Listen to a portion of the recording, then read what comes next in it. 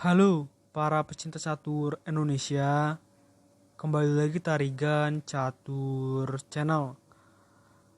Turnamen FIDE Chess Grand Prix 2022 telah memasuki ronde kelima, yang dimana terdapat salah satu pertandingan antara Grandmaster asal Amerika Serikat yaitu Grandmaster Levon Aronian yang pindah kewarganegaranya dari Armenia menghadapi perlawanan Grandmaster muda asal Jerman berusia 16 tahun dan digadang-gadang menjadi salah satu calon juara dunia di masa mendatang, yaitu Grandmaster Vincent Keimer.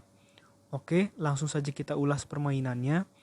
Di sini Grandmaster Levon Aronian menggunakan catur buah hitam, sedangkan Grandmaster Vincent Keimer menggunakan catur buah putih.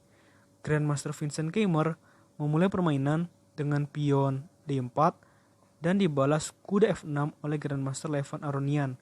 Ini adalah pembukaan pertahanan Hindia, pion C4 dan pion E6. Kuda F3 yang menjadi ciri variasi anti-Hindia Nimzo masih dalam pembukaan pertahanan Hindia.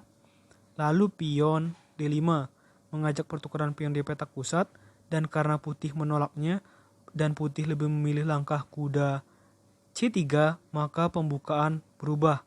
Tadi awalnya pembukaan pertahanan Hindia menjadi pembukaan gambit menteri ditolak dengan variasi 3 kuda karena ada 2 kuda putih dan 1 kuda hitam yang maju ke depan. Gajah B4 di sini memaku kuda putih dan menteri skak. Kuda menutup dan pion E3, rokade pendek oleh hitam, dan menteri mundur ke petak C2, menteri E7, dan gajah D2, pion D pukul C4, dan gajah pukul pion di petak C4. Pion E5 mengajak pertukaran pion, di sini putih menolaknya dan putih lebih memilih langkah pion D5, mengancam kuda hitam. Ini langkah bagus, tapi hitam punya langkah bagus lainnya dengan menteri menuju petak C5 mengancam gajah putih. Jadi di sini jika pion pukul kuda maka menteri pukul gajah, begitu maksudnya ya. Langkah selanjutnya dari Vincent Keimer juga tak kalah menarik dengan kuda menuju petak E4. Ini langkah bagus. Tujuan pertama jelas. Di sini memberikan perlindungan terhadap gajah putih yang tadi diancam menteri hitam. Terus yang kedua adalah mengancam menteri hitam, dan selain itu mengajak pertukaran dengan kuda hitam. Jadi langkah-langkah seperti ini adalah untuk menguji ketelitian lawannya. Jika lawannya tidak teliti, biasanya menteri dong pindah. Tapi nanti setelah kuda putih pukul kuda hitam dengan tempo skak, pion pukul kuda, maka pion hitam tumpuk dan putih menjadi lebih mudah untuk menang karena pertahanan dari hitam sudah rusak. Kira-kira seperti itu ya. Kuda pukul kuda di petak E4 dan menteri pukul kuda di petak E4. Sebenarnya di sini analisa komputer menunjukkan langkah terkuat hitam adalah kuda menuju petak D4, namun itu tidak dilakukan oleh hitam. Di sini hitam lebih memilih langkah safety, tapi menurut analisa komputer kurang cermat dengan kuda menuju petak E7. Nah, seperti yang Tarigan Catur bilang di konten-konten sebelumnya, kalau warna biru itu, ini sebenarnya langkah yang bisa dibilang ya cukup bagus, tetapi langkah ini bukan yang terbaik menurut analisa komputer. Kalau sering melakukan langkah biru ini, misalkan ya, dalam satu pertandingan tidak melakukan blunder sama sekali, tapi melakukan 10 langkah seperti ini, biasanya pasti akan kalah, biasanya ya.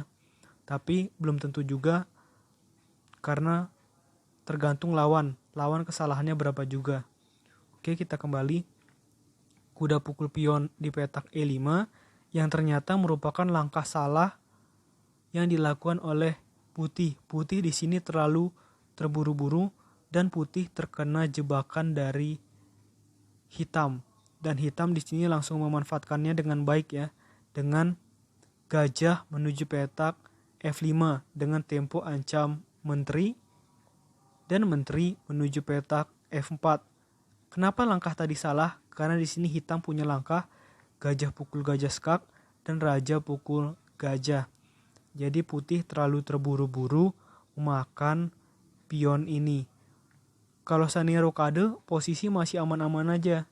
Tapi karena langkah yang tadi, pukul pion tadi, jelas Raja Putih menjadi jalan-jalan. Dan di sini juga menurut analisa komputer, posisi dari Levon Aronian lebih bagus dengan unggul 0,7 poin atas lawannya. Kalau posisi seimbang, poinnya 0,0. Kira-kira seperti itu ya. Kita lanjutkan. Menteri Skak dan Raja C1. Menteri C5 di sini wajib waspada. Gajah putih bisa hilang seketika jika pion hitam maju. Oleh karena itu, Raja Putih harus segera berpindah biar hal itu tidak terjadi. Oh, tapi sebelum itu, di sini Putih melakukan langkah pion ancam gajah, pion ancam menteri. Ini langkah-langkah yang keren ya yang dilakukan oleh kedua pemain. Pion ancam menteri juga, menteri pukul pion, dan menteri D4, kuda G6, dan gajah B3, menteri skak di A3, dan raja D2, pion C5. Kalau pion pukul pion bahaya, nanti menteri putih bisa hilang, maka menteri mundur ke petak C3, kuda pukul E5, dan pion pukul gajah di petak F5. Langkah-langkah menarik ya dari kedua pemain. Benteng melindungi kuda dan benteng H ke G1. Pion menuju petak B5 dan benteng pukul pion skak. Raja pindah ke petak H8 dan gajah menuju petak D1. Menteri A6 dan gajah E2, benteng menuju petak D8 dan pion E4 melindungi pion putih. Menteri A4 dan benteng menuju petak H5. Ini langkah blunder ya. Di sini langkah terbaik adalah raja menuju petak E3 karena di sini memang pion putih yang ada di petak E4 memerlukan perlindungan, tetapi yang dilakukan justru adalah benteng menuju petak H5, maka seketika pertahanan putih akan hancur-hancuran, dimulai dengan menteri pukul pion, benteng G1, benteng pukul pion skak, raja C1, dan menteri skak, raja B1, dan benteng D4. Jadi tujuannya jika Raja Putih pertahanan sudah terbuka adalah mengincar skak terus agar putih posisinya jelek dan kesempatan skakmat terbuka. Gajah pukul pion di petak B5, ini adalah langkah yang sangat blunder. Jadi seorang Grandmaster melakukan dua langkah blunder itu jelas merupakan hal yang tak terduga ya. Mungkin juga Grandmaster Vincent Keimer sangat grogi menghadapi Grandmaster Levon Aronian yang merupakan peringkat 10 besar dunia. Harusnya perasaan-perasaan grogi seperti ini dihilangkan ya. Karena dua langkah blunder ini adalah langkah yang sebenarnya pemula pun melihatnya, atau bahkan ya setidaknya yang sudah sering bermain walaupun ratingnya masih kecil juga melihatnya ya. Ini kena dengan benteng skak, makanya gajah putih hilang. Raja pindah ke petak A1, benteng pukul gajah, benteng menuju petak E1, dan cukup langkah simpel pion menuju petak F6 untuk melindungi kuda hitam. Maka tepat di posisi seperti ini Grandmaster Vincent Keimer memutuskan untuk menyerah, karena yang jelas putih sudah kalah perwira, sudah kalah satu kuda ya. Kalau dari pionnya juga pion putih ada 4, pion hitam ada 4. Oh ya, masih seimbang, tapi kalau dari segi satu perwira kalah itu memang jelas udah kalah ya. Oleh karena itu Grandmaster Vincent Keimer memutuskan untuk menyerah. Oke, menurut admin Tarigan Catur, video kali ini cukup.